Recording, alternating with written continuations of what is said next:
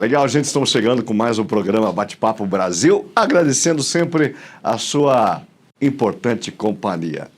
No programa de hoje vamos falar sobre resiliência. Eu estava navegando pelas redes sociais e eu vi uma história muito bacana, muito comovente e muito interessante do professor Ricardo Bayer Petterson. O professor Ricardo Bayer Petterson, que é empresário, ele é terapeuta e ele utiliza como ferramenta de trabalho a hipnose clínica. E eu estava ali zapeando nas minhas redes sociais e eis que eu deparo com um depoimento muito interessante que me chamou a atenção. Então eu convidei o professor Ricardo para nos contar desse depoimento que ele fez nas redes sociais, que tem tudo a ver com resiliência. E eu faço uma provocação para você. Será que você é resiliente ou você é resistente? Professor Ricardo, vem para cá. Olá, como é que está você? Tudo bem? Bom, Mário? Tranquilo? Joia. Professor Ricardo, nós nos conhecemos há bastante tempo. Com licença. O professor Ricardo já teve a oportunidade eu já tive a oportunidade de entrevistá-lo diversas vezes. Sim. Mas eis que eu peguei esses dias, eu estava navegando nas minhas redes sociais e eu vi um depoimento seu ali, uma história bem interessante, que é uma história de vida sua. Isso. Eu acabei expondo nas redes sociais a minha história pessoal, uma batalha de vida pessoal. Resolvi abrir isso, né? Por alguns motivos, o desabafo, né? Soltar um pouquinho aquilo que fica entalado muitas vezes, e também porque, como profissional da terapia, né, que tem como missão ajudar as pessoas a encontrar o equilíbrio emocional, eu acredito que a minha história, a minha luta também pode ajudar as pessoas a entender, inspirar, né? Então, tem esses dois motivos, desabafo e também ir na linha da minha missão. E como eu estava me vendo um pouco perdido por causa disso, porque a gente sofre, né, com as questões das nossas vidas, né? Uhum. E aí eu falei, poxa vida, eu trabalho com identidade, eu trabalho com emoção, eu trabalho com foco, e de repente estou vendo isso em xeque na minha vida, né? Então eu falei, nada melhor do que abrir. E aí ser transparente no sentido de falar, olha aqui, também tem os meus calos, né? Tem as minhas dores. Esse foi o motivo que eu resolvi abrir essa história aí. Perfeito. Professor Ricardo, podemos falar para a nossa audiência um pouquinho da sua história? Podemos. Vamos lá, resuma. Eu sei que a sua história é uma história muito interessante, comovente, interessante, uma história de vida bem complexa. Eu queria que você contasse um pouquinho, ou um resumo daquilo que você conta lá no vídeo. Tá. Bom, a minha história tem a ver com aquilo que eu chamo da minha identidade, porque ela é ligada com a minha paternidade, com o meu pai, né? Okay. Então, eu não fui registrado no nome do meu pai, então na minha certidão de nascimento sempre era pai não declarado, né? Puxa. Apesar de ter conhecido meu pai era o patrão da minha mãe, né? Minha mãe trabalhava como empregada doméstica numa casa aqui em Curitiba, e ali eles tiveram um relacionamento extraconjugal, e assim, daquele relacionamento eu nasci. Eu cresci dentro daquela história, porque minha mãe trabalhou a vida inteira com eles, mas eu era o filho da empregada doméstica. Em algum momento da minha vida, mais ou menos aos 11, 12 anos, que é o momento realmente dessa consolidação da identidade, eu descobri quem era meu pai. E que era o patrão da minha mãe, né? Mas, ao mesmo tempo, meu pai era uma pessoa poderosa. Pensando em capitalismo, em dinheiro, em comerciante aqui em Curitiba, né? E aí, como tinha esse poder envolvido, eu sabia quem era meu pai, mas eu não podia vivenciar aquilo, né? Eu conversava com ele, ia na casa dele como filho da empregada muitas vezes, só que aquilo tinha que ficar velado, né? E aí aconteceu muita coisa dentro desse contexto, até hoje, até eu chegar hoje aos 50 anos de idade, né? Estou fazendo 51 esse ano, e aí eu consegui finalmente o meu reconhecimento de paternidade em relação ao meu pai, né? Só que nesse caminho tem um monte de história. Essas histórias é que eu decidi contar. Não vai ser fácil, né? É doloroso, eu estou me expondo, né? É polêmico, talvez pessoas critiquem, tem pessoas que vão falar assim, que isso importa, segue para frente, né? Então, mas eu tô aí com vontade de dar a cara a tapa. O que me chamou a atenção na tua fala é que você nos contou que você conviveu, de certa forma, com o seu pai, mas não como pai, mas como filho da empregada. E lá para os 11, 12 anos, você descobriu quem era, que aquele homem, na verdade, que era o patrão da sua mãe, era seu pai. Como é que você soube, Ricardo? Então, a minha mãe, em um momento, resolveu me contar. A gente estava numa noite de... A gente estava fazendo presépio de Natal, lá em novembro daquele Natal, né? Eu tinha 11 anos de idade, então isso aí, de certo, era mais ou menos 1986, alguma coisa assim. E a minha mãe falou assim, você quer saber quem é teu pai? Na verdade, eu tinha uma história, uma fantasia que eu tinha criado, que meu pai era um homem que era de Londrina e morreu picado de cobra. Essa fantasia que eu tinha criado. E aí, naquela noite, minha mãe falou assim, ó, teu pai é o homem gordo. Eu chamava ele de homem gordo. Choramos, foi bom, mas olha só. Imagine um menino que estuda numa escola de classe média alta, de famílias estruturadas. Eu estudei no Colégio Erasto Gärtner, um colégio, inclusive... Era um bom colégio na época? Era um ótimo colégio. É um ótimo colégio. Colégio particular? É um colégio particular, inclusive com língua alemã e tudo mais. Então, um colégio bem estruturado. E aí, as famílias dos meus amigos, elas eram estruturadas, ao meu ver, claro, né? E eu era o filho da empregada doméstica mais solteira. Puxa vida. Naquele momento em que a minha mãe me conta, virou. De repente, eu sou filho do dono da Servopa, Puxa né? Que vendia carro para os amigos do meu pai. Para os pais dos meus amigos, né? Então, ao mesmo tempo libertador, mas ao mesmo tempo, só que fica quieto. Você não pode contar para ninguém. Então, eu tive que segurar aquele troço, né? E aí, uma coisa confusa, porque eu, muitas vezes, eu trouxe a imagem do meu pai pela Servopa, pelos carros da Volkswagen. Andava na rua, eu até queria esquecer isso, mas eu andava na rua, o que tinha nos carros, né? Servopa. E aí tudo era link. Sou filho desse homem. Exatamente. Sou filho do criador da Servopa. Exatamente. Puxa vida. Eu fico imaginando, Ricardo, o quão conflitante é na cabeça do menino, de uma criança de 11, 12 anos. Você estava ali... dividido, né? Sim. Você saiu de uma situação de filho de uma mãe solteira para, de repente, alguém que tinha agora um pai, mas, ao mesmo tempo, aquele pai virou meio que um mito. Ele ficava meio que ali. É pior que mito, Mário. Foi pior que mito. Eu falei que é difícil, inclusive, nesse momento até me emociona um pouco. Foi pior que mito, porque... era uma mentira, né? Puxa. Eu me sentia um mentiroso. Porque as poucas pessoas que eu contava e que eu ia me abrir... Como assim, né? Entendi. Você está mentindo, né? Poxa, que história, mas sem pé e sem cabeça, né?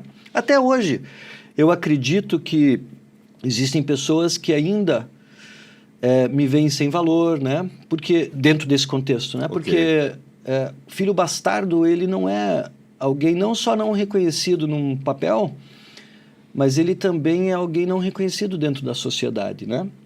Ele é alguém que acaba sendo desvalorizado pela sociedade, inconscientemente.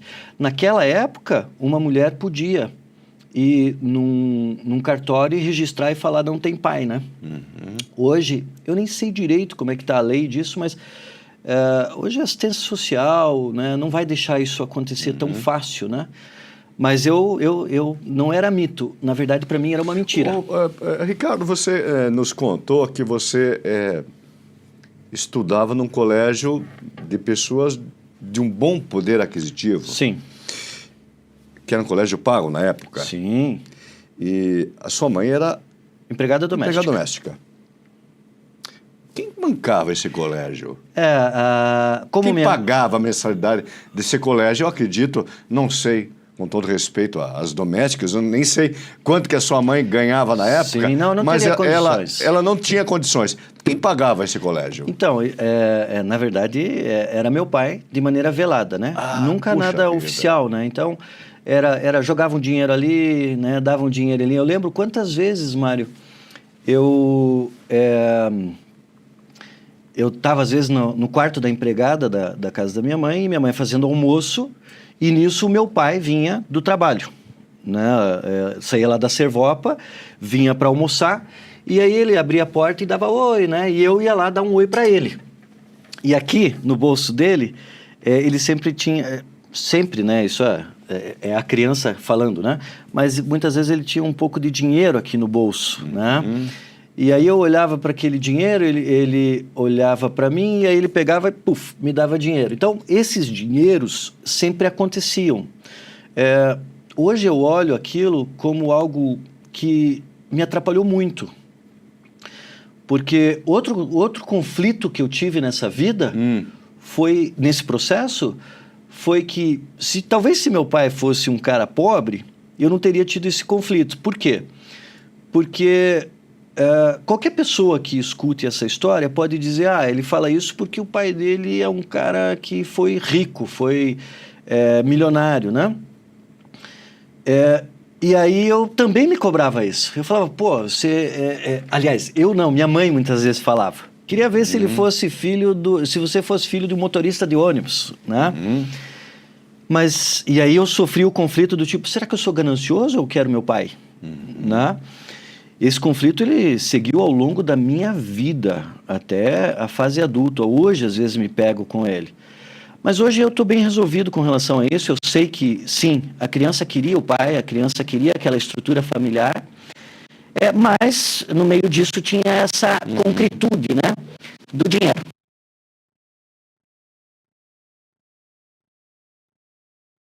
Entre 11 e 12 anos. E você convivia com seu pai porque você era o filho da empregada. Sim. Você algum dia comentou, enquanto menino, dos 12, 15... Algum dia você comentou com ele, sabendo através da sua mãe que aquele homem gordo, o patrão da sua mãe, uma pessoa rica, poderosa, era seu pai? Você comentou com ele? Então, ou já passava na sua cabeça que a criança é impetuosa? Como é que você represou isso dentro de você? Bom, eu não quero dar um spoiler aqui, porque eu quero fazer contar essa história, porque tem uma coisa muito interessante que aconteceu no meio do caminho. Mas eu amo minha mãe, sempre respeitei minha mãe, e a minha mãe sempre falou assim para mim... Sua mãe é viva ainda? Minha mãe é viva. Qual a idade da sua mãe hoje? 84. Ah, que bonito, que legal. Hoje ela já está livre. Eu pedi autorização para ela para contar essa história, olha, tá? Hoje ela já está livre para poder enfrentar isso com leveza, né? Mas ela falou, Ricardo, não conta para ninguém. Até porque ela continuou trabalhando, ela sempre gostou, inclusive, da mulher do meu pai, ela continuou trabalhando até a vida da mulher do meu pai, continuou trabalhando para ela. Coisas que a gente não entende, né? Mas aconteceu. E aí a minha mãe sempre falava, não fala para ninguém. E aí eu respeitei a minha mãe. Ela contou pro meu pai, que ela tinha contado para mim. Ele ficou naquele momento não sei se desnorteado, não gostou. E aí, naquele momento, ele falou para ela, olha, só que eu não quero que fale para ninguém porque eu sou empresário e aí eu vou ser mal visto pelos meus funcionários e não sei o quê. Hoje eu entendo que tem muito mais coisas envolvidas nisso, tem patrimônio, tem essas coisas e tal, mas fato é que ele reprimiu. Em um momento, mais ou menos, aí eu vou contar que mais ou menos aos 20 anos eu... Já adulto. 1995. Já um homem, um adulto. 95. Eu cheguei nele, né? Aí pedi autorização para a mãe, falei, olha, eu não aguento mais, eu preciso conversar com ele. E aí que eu cheguei. Mas essa parte eu quero contar depois. Essa parte eu vou deixar como curiosidade aí. Okay. É uma história... E depois disso aconteceu muita coisa ainda. Prometo que eu vou trazer o professor Ricardo Bayer Peterson. Hoje você usa o nome. Com muito orgulho. Porque quando eu conheci o Ricardo, nas primeiras entrevistas que você me deu, ainda lá na antiga TV Transamérica, Era só Ricardo Bayer. O professor Ricardo eu sempre convidei porque ele é um profissional muito qualificado dentro da terapia e eu sempre disse, olha, é um assunto que eu me interesso falar sobre a saúde mental, que é um assunto importante, né, professor Ricardo? Então eu sempre convidava o professor Ricardo. Naquela época você era só Ricardo Bayer. Ricardo Bayer com pai não declarado. Com pai não declarado. Agora foi setembro, acho que setembro que eu consegui já o meu RG com CPF, né? Onde está o meu nome Peterson. Ricardo Bayer Peterson. Hoje eu coloquei o Peterson para carimbar que eu não sou mentiroso. Perfeito. Bom, a partir do momento que você conseguiu a autorização da justiça, o reconhecimento da paternidade... Isso. Seu pai já é falecido? Faleceu já bastante. Não vou falar o ano, que daí eu já dou dica também. Ok. A partir do momento que você teve reconhecimento e autorização da justiça para usar o sobrenome Peterson... Sim. Isso mudou a tua maneira de ver, agir, interagir... Você é um homem casado e tem filhos? Tenho. Eu sou um homem casado que tenho 5 filhos. Eu me casei 2 vezes. Com uma... o meu primeiro casamento foi bem no momento em que eu estava num conflito enorme e aí me separei. Tenho uma filha que também acabou acontecendo conflitos dessa coisa de pai e filho. Né? Também vou contar no meio do caminho isso. Então segura aí. Tá segura bom. aí, cara. Eu vou chamar um breve intervalo. João, bota a vinhetinha lá, intervalo, e eu continuo batendo um papo aqui com o professor Ricardo Bayer Peterson, e depois nós vamos concluir o nosso assunto falando então da resiliência. Em 1 minuto nós estamos de volta.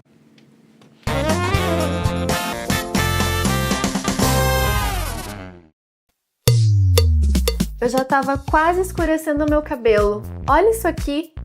Mas aí eu descobri o desamarelador Beauty Color.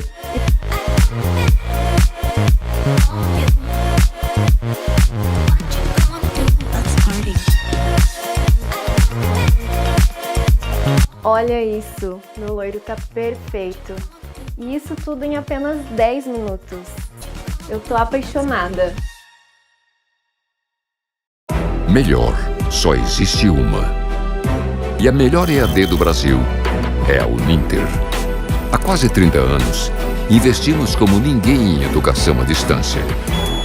Com laboratórios reais para aulas práticas de verdade. E uma inovadora plataforma digital para interação direta dos professores com os alunos. Muita gente fala, mas só a Uninter prova. A melhor EAD do Brasil é a Uninter.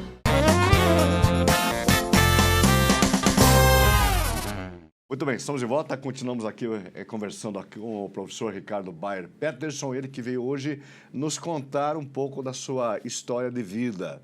História de vida essa é que ele começou já a contar nas redes sociais. Fato isso que me chamou a atenção, por eu conhecer o Ricardo há muito tempo, e disse, Ricardo, pera lá, Ricardo, vem contar essa história pra gente aí. Isso que história mesmo. emocionante, Ricardo. Eu acho que é. Eu lhe fiz uma pergunta antes do intervalo comercial. A partir do momento que você... Há menos de 1 ano, é isso? Fazem mais ou menos 10 meses, né? 10 meses você teve aí o reconhecimento de paternidade. Isso. Hoje você é Ricardo Bayer Peterson. Exatamente. O que isso impactou na sua vida emocionalmente, na família, e o Ricardo quando se olha no espelho? Bom, aqui, Mário, eu até vou falar um pouquinho como profissional, né? Ok. O pai é aquele que nos dá direção, é aquele que nos dá segurança na vida. Tanto os nossos pais como a gente como pai, né? E hoje, inconscientemente, é como se eu tivesse mais segurança. Porque eu tenho base, hoje eu posso falar de onde eu vim, quem eu sou, né? Isso me dá mais segurança, isso me dá mais potência. E também me dá mais direção também do que eu quero para a minha vida, para a minha família, para a minha história, né? Então, basicamente, me deu muito mais segurança e me deu muito mais senso de direção. Bacana. Então, como profissional, digo isso. Bacana, hein? Bacana. Ricardo, o tema da nossa conversa, o tema central da nossa conversa, nós usamos, claro, sua história para chegar agora aqui e dizer, fala para a gente em algumas palavras, resiliência, diferença entre resiliência e resistência. Olha só, Mário, nessa minha história, eu muitas vezes, né, até por causa das adversidades, porque perceba, eu lidei com... meu pai, ele fundou um grupo muito poderoso em Curitiba, né, e com o poder é difícil de lidar, né? Então, nessa história, ao longo de anos, eu tenho 50 anos de idade, ao longo de anos, essa resistência, essas barreiras que foram veladas, elas me levavam a resistir. Resistir no sentido, aguenta firme, é isso mesmo, a vida é assim mesmo, eu vou aguentar, eu vou deixar isso de lado, né? Eu vou superar por mim mesmo. Isso é resistência. Ok. É quando, diante das adversidades da vida, que a vida coloca para você, para mim, eu apenas fico aguentando. Isso é resistência. Resistência, imagina o chuveiro que tem a resistência. Quando ele fica aguentando muita pressão, o que acontece? Vai queimar. Ele queima. Uma hora ou outra. Exatamente. E a gente confunde muito resiliência com resistência. Então, às vezes, você que está aí, você fica falando assim, eu estou aguentando, eu aguento. Olhar para cá, eu tinha olhado errado. Eu aguento isso tudo. E talvez você está sofrendo simplesmente suportando. Isso é resistência. A resiliência é diferente, Mário. A resiliência também diante das adversidades da vida, mas eu não resisto. Eu sempre levo em consideração a minha identidade e aquilo que é importante para mim. Eu volto àquilo que eu sou. Olha só, para você entender isso melhor.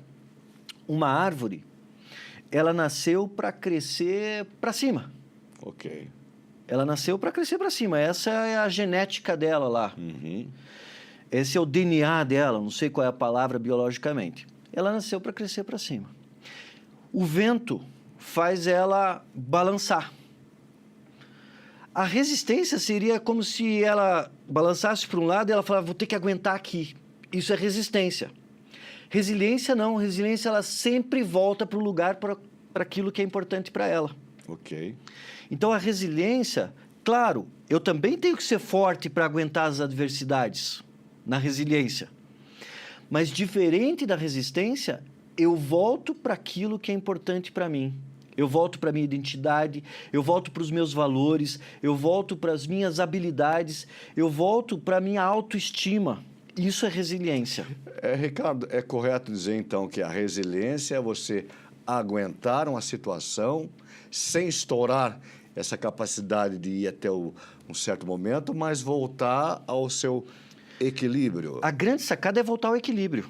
Ok. Essa é a grande sacada. O sem estourar é porque também você vai precisar de um outro elemento, que é domínio próprio, que é controle emocional, né? Nesse processo você precisa disso tudo. Na resistência, eu desisto. Na resistência, eu não acredito mais que eu vou conseguir ter a vida que eu gostaria. Eu fico imaginando quantas pessoas vivem nesse modo meio que automático. Sim. Aguentando porrada na vida e diz, não, eu sou forte. Né? Não sou capaz de derrubar uma lágrima, uma expressão. Não, tá tudo bem. Isso é negativo ao longo da vida? Isso pode ser só uma resistência. Ok. E a resistência, uma hora, queima. Por exemplo, o meu caso. Eu, durante muito tempo, sempre, quantas vezes, se eu te contar histórias aqui de advogados que eu fui, de tentativas que eu fiz, muitas vezes eu falei assim, quer saber, eu vou abandonar isso. Só que, não, eu não posso abandonar isso, porque isso faz parte da minha história. Então, hoje eu estou em contato com a minha resiliência. Hoje eu estou dentro da resiliência, porque eu continuo naquilo que é importante para mim. Ok, então para a gente encerrar, resiliência é você aceitar o fato e trabalhar ele da menor maneira de que você possa crescer com os fatos. Sem abandonar a si próprio. Sem abandonar. É isso? Sem abandonar seus valores. Nós poderíamos conversar sobre esse tema aqui. Sim. Mas eu vou pedir para o João colocar na tela. se você quer conhecer um pouco mais do trabalho do professor Ricardo Bayer Peterson, ele é terapeuta e utiliza como ferramenta clínica a hipnose, tanto para diagnóstico como também para tratamento de problemas emocionais. É isso, Ricardo? Isso mesmo. Então está na tela aí, Ricardo Bayer Peterson, para você que quer conhecer um pouco mais do trabalho desse grande profissional da área da saúde psíquica, mental, conversa com ele e tire suas dúvidas. Ricardo, obrigado por você compartilhar com a nossa audiência um pouco da tua história de vida e também aí a tua exemplo, né, de como nós podemos trabalhar essa questão de resiliência e resistência. Ok, valeu, obrigado também. Bom, vamos ver juntos agora, vamos chamar o quê, João? A matéria é isso? Vamos falar um pouquinho sobre moda. Eu acho fantástico quando as pessoas abrem um determinado negócio e prosperam, que não é nada fácil. Apesar de o brasileiro ser empreendedor, exige-se um comprometimento mínimo para que a pessoa realmente tenha sucesso na sua empreitada. E nós fomos conhecer esta semana uma empresária de sucesso, que é a Shirley Monteiro. Ela é CEO e fundadora da Cassis, ou melhor, Cassis Moda Feminina. Nós estivemos na loja acompanhando, então, o lançamento da coleção outono da Cassis Moda Feminina. Acompanhe comigo, matéria na tela.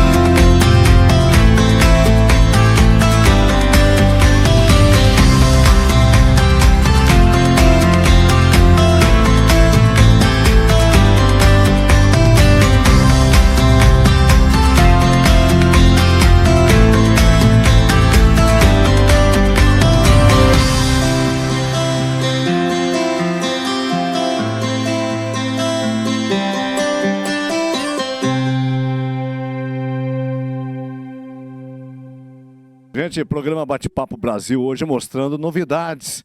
E eu sei que você que me acompanha aqui em nosso programa gosta de novidades. Nós chegamos aqui conhecer essa loja linda, linda, aqui no coração do bairro do Juvevê, que é a Cassis Moda Feminina. E a Shirley, empresária Shirley Monteiro, ela é responsável por essa obra de arte. Tudo bem? Tudo bem. A Cassis começou em que ano? A Cassis começou em 2007. Fizemos 18 anos no ano passado. Uma jovem mocinha, mas porém com identidade própria e muita essência. Isso, isso. O nome Cassis, ela é uma inspiração, é isso? Isso. A Cassis foi inspirada num vilarejo da França, um lugar pequenininho, onde se cultiva lavanda. Então, por isso as cores da Cassis. Entanto que hoje a gente está fazendo o nosso lançamento com o tema essa inspiração, a essência do nome Cassis. Muito bem. E as mulheres, quando vierem aqui à loja conhecer a Cassis, vão encontrar que tipo de roupa? Nossa, uma moda muito sofisticada, porém uma moda casual para o dia a dia também, para várias ocasiões. Então eu sempre falo, aqui é a loja para uma ocasião assim mais casual, dia a dia, até um jantar, uma peça mais sofisticada também vai encontrar aqui. Qual é o segredo para estar no mercado, principalmente no mercado curitibano, que é um público exigente? Tem um segredo? Então, acho que o segredo é essa curadoria que eu faço, sempre visando, sempre olhando para as mulheres, olhando para o seu gosto.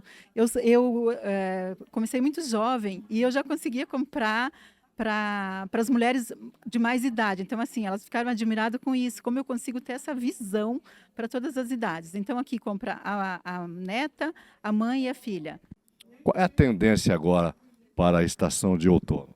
Então, o outono, a gente espera uma coisa mais sóbria, né? Que saiu daquela alegria toda do verão, daquela colorida do verão, e vem uma coisa mais limpa, assim, umas cores mais sóbrias. Então, uma alfaiataria, um estampado mais discreto, um xadrez. Então, é isso que está vindo agora para o outono. Shirley é a mulher moderna, ela é mãe, ela é dona de casa, ela é empresária, ela busca os filhos na escola. Ela tem que ter uma roupa versátil, é isso? Essa roupa ela encontra aqui? Encontra, com certeza. Aqui as nossas roupas, assim, elas tanto podem ser usadas com tênis durante o dia, vai para a noite, vai para um jantar, coloca um sapato, um escarpão e pronto, está prontinha. Nós estamos aqui, eu falei certo, né? Nós estamos no coração do bairro do Juvevê. Isso, no coração do Jurevê. Qual é o nome dessa rua aqui? Essa aqui é a rua Campos Sales, esquina com a Mário de Barros. No coração do Juvevê. Então eu vou colocar aqui na tela, para você que está nos assistindo hoje aqui, nessa tarde de cobertura do lançamento da coleção outono da Cassis Moda Feminina, eu vou colocar aqui na tela o Instagram da loja, qual que é? Cassis Moda Feminina. E agora, vem cá, Shirley, bem pertinho aqui da nossa audiência, a Shirley vai fazer um convite muito especial para você. Eu convido para quem ainda não conhece a Cassis, vir aqui tomar um café comigo, conhecer essa coleção maravilhosa. Aqui no coração do Juvevê, serão todas bem-vindas. Olá, tudo bem? Eu sou Sandra, sou arquiteta e frequento a loja da Shirley já há muito tempo. Uma querida, uma curadoria impecável, além de um ser humano extremamente sensível. Adoro estar aqui nos eventos, participar. Ela está sempre trazendo peças lindas para nós todas e a gente se sente aqui em casa, como se a gente estivesse em casa. Eu amo estar aqui, é muito bom. Obrigada, viu? Oi, boa tarde, meu nome é Patrícia e eu estou aqui na Cassis hoje num evento de lançamento, né, da nova coleção de inverno. É outono e inverno, né? Cores maravilhosas, são peças únicas, peças muito bem trabalhadas e pensadas nas clientes. Eu conheci a Cassis no ano passado, onde ela me chamou para fazer um desfile. Eu sou farmacêutica, eu tenho uma empresa de tecnologia, não tem muito a ver, né, uma coisa com a outra, e sou modelo também. Então eu faço esses eventos, faço desfiles, faço provadores e adoro participar desses eventos de lançamento das coleções. E com relação à loja, a Cassis, é uma loja de muito bom gosto, são peças maravilhosas e eu desejo a Shirley tudo de melhor, né, e que venham muito sucesso com essa nova lançamento da coleção. Sou Fátima Monteiro, sou modelo, influencer e amo a loja Cassis. Principalmente a Shirley, que é uma querida, e eu quero desejar todo o sucesso do mundo da loja para ela. Que essa nova coleção seja um estouro, uma coisa muito legal. Eu sou Maria, sou amiga da Shirley, dona dessa loja maravilhosa que está aqui no Juvevê.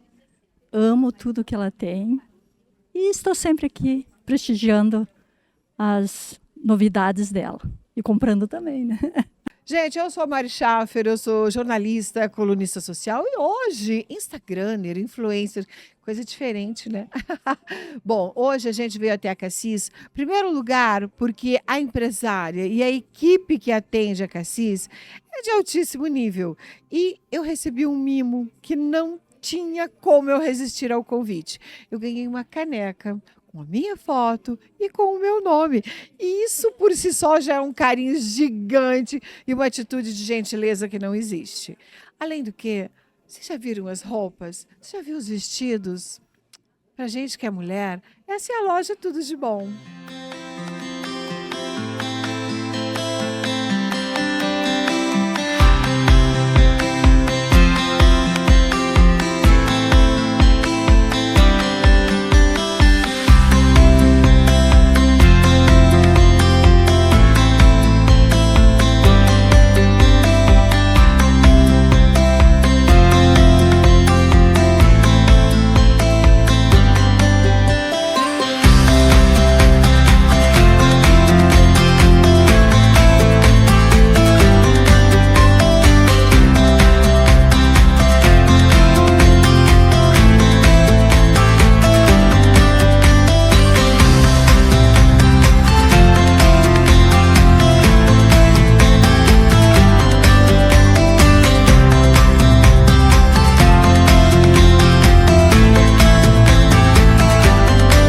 Gente, nós vamos então encerrar essa entrevista, esse bate-papo gostoso com essas mulheres maravilhosas. Hoje uma tarde muito bacana, onde viemos mostrar para você que acompanha a nossa audiência, o lançamento da coleção outono da Cassis, uma loja fantástica. Então vamos brindar. Cassis!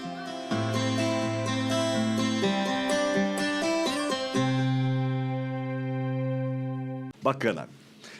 Vamos falar agora de um outro tema. Você vai ver junto comigo agora o quadro Mulher Sucesso. Esse quadro muito bacana, muito inteligente e que leva um conteúdo extremamente dinâmico e usual no dia a dia, principalmente na vida das mulheres. É o quadro Mulher Sucesso, que é apresentado pela Vera Adib. Ela que é empresária e mentora de mulheres. Mulher Sucesso, vinheta na tela.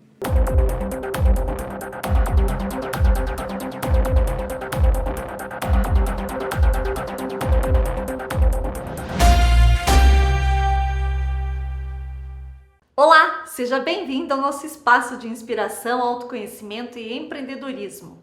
Hoje nós vamos falar sobre abundância, como destravar a sua mente para a abundância. Quando a gente olha a história do desenvolvimento da mulher no mercado de trabalho, a gente percebe que ela tem avançado nesse espaço há muito pouco tempo, mais ou menos uns 200 anos.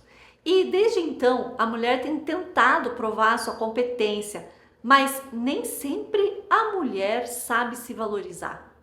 É muito fácil você escutar alguém dizendo assim: a fulana trabalha muito, mas ganha pouco. Ela tem talento, mas ela não sabe se posicionar. Ela sonha alto, mas vive com a cabeça no pequeno. Não pensa que ela pode crescer. E a pergunta é, será que o problema dessa mulher está no mercado ou na mentalidade que ela tem, a forma como ela pensa sobre a vida, sobre as coisas, sobre o valor dela? E hoje eu quero falar algo muito profundo com você. A abundância, ela começa na sua mente. Eu sou empresária, mentora, especialista em psicologia positiva e neurociência. E o que a ciência e a fé falam sobre a abundância? Primeiro, a ciência, ela traz o conceito de mentalidade de crescimento, mostrando que as nossas crenças moldam o nosso resultado. Então, quando alguém acredita que as suas habilidades podem ser desenvolvidas, como por exemplo, a habilidade de cozinhar, de criar um planejamento, de falar em público, ela age diferente. Ela inova com as receitas, ela executa o planejamento, ela assume dar uma palestra pela primeira vez e ela cresce com isso. Jesus já falava sobre vida abundante. Na parábola dos talentos, o ensinamento é claro: dons que não são multiplicados se perdem. Abundância não é apenas a riqueza material. É uma expansão, é uma frutificação, é uma multiplicação de todos os talentos que nos foram dados. Eu acompanhei uma mulher que era extremamente competente. Ela cobrava barato pelo serviço dela. Ela tinha medo de parecer gananciosa, sentia culpa quando faturava bem. Mas na infância, ela ouviu frases que muitos de nós ouvimos, do tipo: dinheiro é sujo, rico não entra no céu, mulher que ganha muito assusta. E isso fica gravado na nossa mente. E quando a gente vê, a gente está reagindo a isso de uma forma muito negativa. Essa mulher, ela cresceu com talento, mas ela também cresceu com essas crenças muito fortes de escassez. E a causa da trava na abundância na vida dela e de muitas mulheres não é a falta de capacidade, são as crenças que ficam no inconsciente. E talvez você tenha se percebido tendo esses mesmos pensamentos. E sabe o que acontece? Isso faz você se sentir insegura para cobrar aquilo que você realmente merece pelo teu serviço. Pequena diante de grandes oportunidades. Não consegue aceitar um contrato grande porque tem medo de não conseguir dar conta. Com medo de crescer e ser julgada pelas outras pessoas. O que é que vão dizer de você, que ela está roubando? Sabotando negociações, você mesmo acaba não aceitando de repente um negócio muito bom.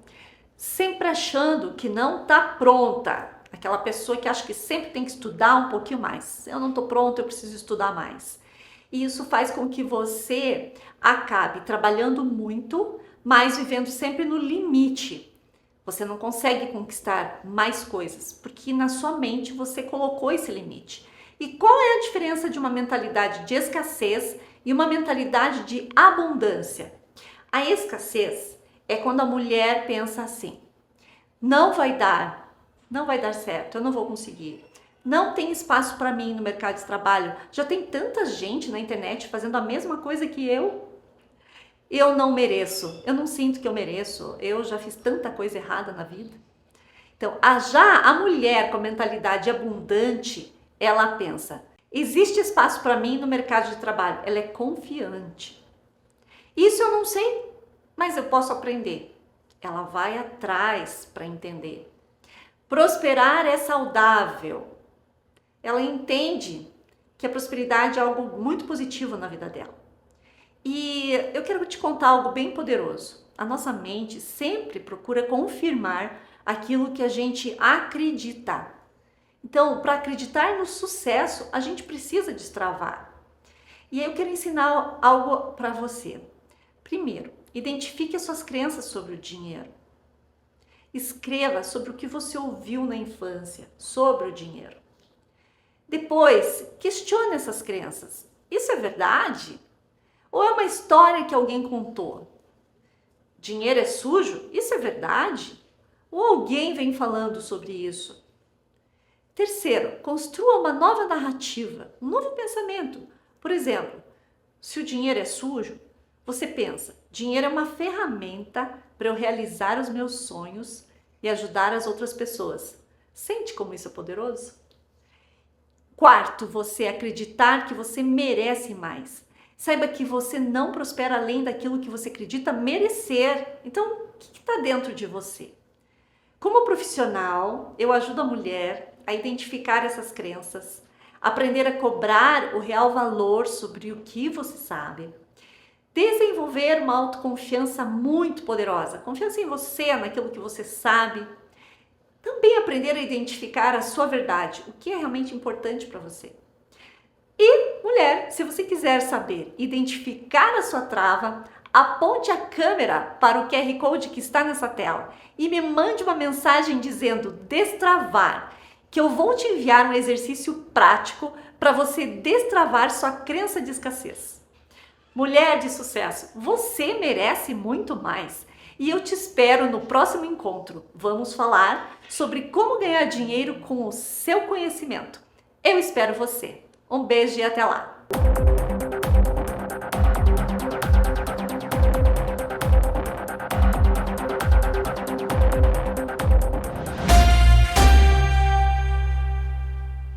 Vou chamar um breve intervalo comercial e em 1 minuto nós estamos de volta.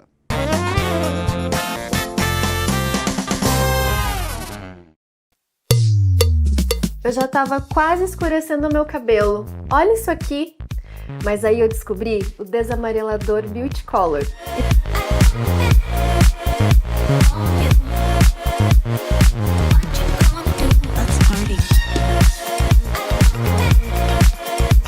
Olha isso, meu loiro tá perfeito. E isso tudo em apenas 10 minutos. Eu tô apaixonada.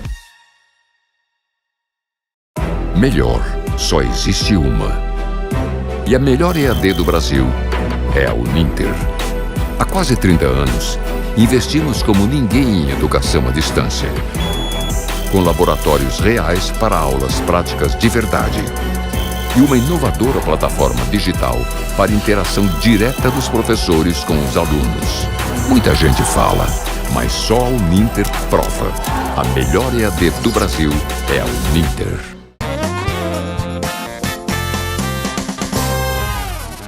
Legal, gente, estamos de volta. Eu vou falar agora com a empresária, contadora e gestora de milhas. Esse é o termo, né? Esse é o termo. A Marluce Santiago. E a Marluce, depois de analisar, criou inclusive um método sobre milhas, é isso? Isso Quando mesmo. que você percebeu, Marluce, que milhas tem um valor, é uma moeda? Eu já tinha uma empresa de ecoturismo, né? Foi quando eu iniciei nessa área de turismo, da área de finanças, do financeiro, migrando para o turismo. E eu precisava levar um grupo para o Jalapão. E eu pensei, é uma forma de eu reduzir o meu custo da minha empresa. Então, quem é empresário sabe, né? Que quando você acaba economizando, você aumenta a tua margem de lucro. E eu comecei a pesquisar. Achei que isso fosse história para boi dormir, mas falei, vou pagar para ver. E comecei a fazer um curso básico e já de início já consegui resgatar a minha passagem do meu esposo para o Jalapão e não tive esse custo. E ali eu entendi que muitas pessoas como eu não sabem utilizar esse patrimônio invisível que todos têm e que podem fazer um bom proveito, não só para diminuir custos da empresa, mas também para aproveitar com a família, com os filhos, com o marido, com os amigos. E é uma informação muito pouco divulgada. Vamos combinar. Isso, exatamente. Eu sou um que não manjo nada de milhas e nunca usei. E eu acho que eu já perdi muito dinheiro, dona Marluce. Sim, com certeza. Existe um dado que os brasileiros, em 2024, eles perderam 39 milhões de milhas.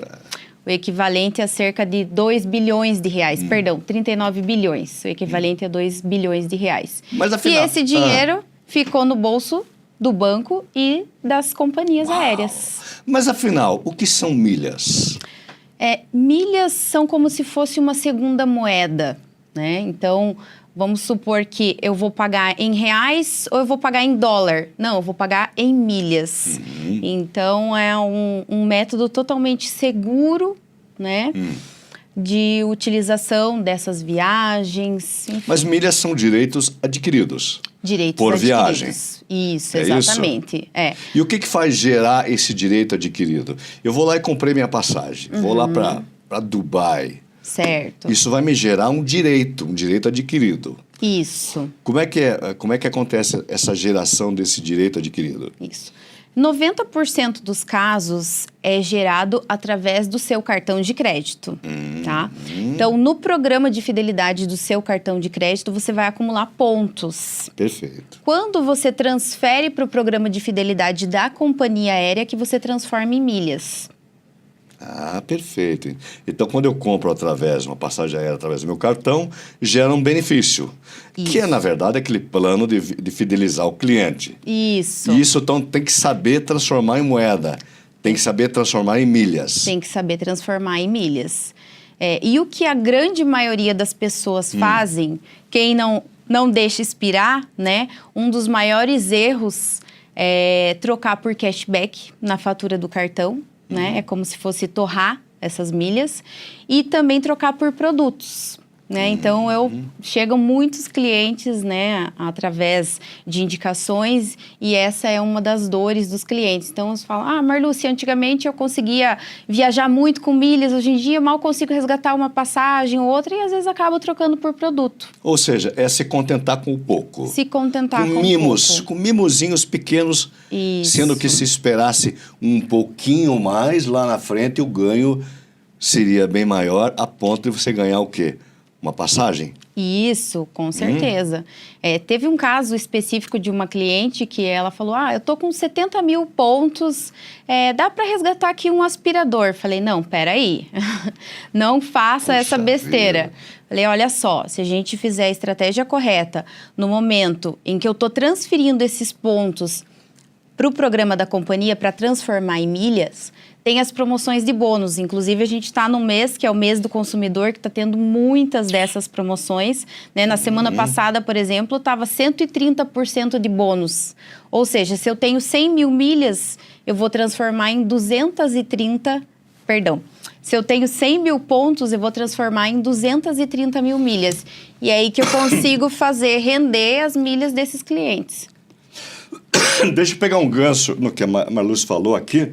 Ela falou que nós estamos na semana, mês do consumidor, Mês né? do consumidor, aham. E eu ouvindo hoje aqui para a televisão, eu estava ouvindo a rádio e lá estava lá um delegado da Polícia Civil falando o seguinte: tomem cuidado esse mês do consumidor, porque existem muitos golpes virtuais de criminosos que acabam clonando sites de várias empresas, inclusive de empresas operadoras de passagens aéreas, da área da aviação, e isso aí pode causar um prejuízo danado, né? Isso. Então, fique esperto e procure quem entende o negócio. Exatamente. Senão, pode levar um prejuízo, é isso, Marluce? Pode, exatamente. Então, as pessoas também, elas sempre me perguntam, né? Eu já vi falar muito de golpe, né? Então, tivemos aí algumas empresas que deram golpe no mercado, né? E então, assim, o que eu faço é totalmente seguro, né? Porque eu não faço nenhum tipo de transações de milhas, de compra e venda de milhas. São milhas que o próprio cliente adquiriu, que estão atreladas ao CPF dele, onde eu vou utilizar essas milhas lá dentro da companhia. Então, não existe compra e venda de milhas de terceiros. Então, é uma operação totalmente segura, né? Essa método aí de compra e venda de terceiro, transferência, você acha saudável ou tem a sua parte negativa? Não aconselho. Não aconselha? Não aconselho. O risco é alto. É? É, exatamente. Pode ter um calote danado aí, ou a empresa aérea não reconhecer a transferência. Isso. Corre o risco? Corre o risco. É? Sim. Ô, Marluce, você criou um método, né? Isso. Chamado método Patrimônio Invisível. Isso. Conta pra gente, como é que é esse método? Esse método é baseado, né, em toda a minha vivência nesse período. Hoje eu vejo empresários como eu que gastam ali 50, 100, 120 mil reais no cartão e não sabem o que fazer com esse patrimônio invisível. Então, o empresário, ele se preocupa em pagar menos impostos, em redução de custos, mas ele não se dá conta que ele tem esse patrimônio que pode render muitas viagens na empresa e até mesmo, né, com a família. Perfeito. Só uma dúvida. Toda e qualquer compra efetuada via cartão de crédito, ele já me dá direito a eu transformar em milhas? Nem todas. Ou nem todas? Nem todas. Então, tudo isso também faz parte do método, onde já de início eu faço um diagnóstico, né, da pessoa física ou pessoa jurídica, qual cartão que ela utiliza, isso é muito importante. Ou seja, nem todas as bandeiras. Nem todas as bandeiras, nem todos os bancos têm cartões que pontuam. E existe uma pontuação que ela varia de 1 a 5 pontos por dólar. Então, às vezes, o empresário tem um cartão ali que pontua 1 ponto, 1,5 ponto, 2, sendo que ele pode ter um cartão que pontua 3, 4, 5 pontos por dólar. Então, isso vai fazer uma diferença ali no período. Ou seja, não é todo cartão e não é toda compra. E não é toda bandeira. Isso. Milhas pode gerar economia real? Pode. Sim, hoje eu entrego cerca de 40% a 80% de economia real para os meus clientes. Fora a economia de tempo, né, e a segurança que o cliente sabe que, tendo em vista esses golpes que tem no mercado, né, então tem a questão da segurança também. Empresários usam milhas estrategicamente? Usam muito, né? Muitos, como eu comentei, não sabem que tem. Então a pergunta, por que é tão pouco divulgado? Porque é de interesse dos bancos, né, e das companhias que essas milhas ou sejam mal utilizadas ou expirem. Qual o erro mais comum de quem acumula ou tenta trocar suas milhas? Qual o erro mais comum que você já detectou? Você disse, puxa vida, meu Deus do céu.